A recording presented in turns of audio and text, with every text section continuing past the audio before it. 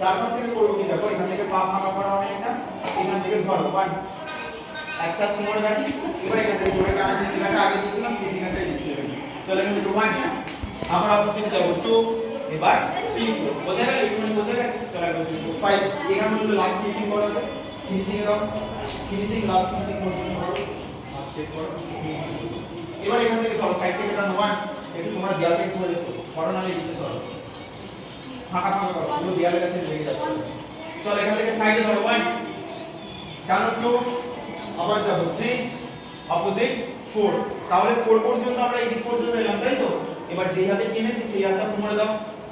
বলো এবার এখান থেকে পার্ট ব্যাক একটা 1 2 3 4 5 6 বোঝা গেল এবার হাতটা দেখো হাত নিচে থেকে ঘুরছে এখান থেকে 1 2 3 4 5 6 বোঝা গেল তাহলে গোটা পিরিয়ডটা আমরা আরেকবার করে নিই তাহলে লাস্ট ফিনিশিং আমাদের কত পর্যন্ত হয়েছিল এখান পর্যন্ত এবার এরপর থেকে করি চলো 5 6 7 গো 1 2 3 4 1 2 3 4 5 হলো এবার এখান থেকে দেখো আমরা স্টেজের অলরেডি সাইডে চলে এসেছি এক পাক ঘুরে গেলে স্টেজের জায়গাটা মেইনটেইন করব 1 2 3 এবার এখান থেকে পড়ো 1 একটুখানি হালকা জাম্প করো 1 এর পর বসাবে 1 2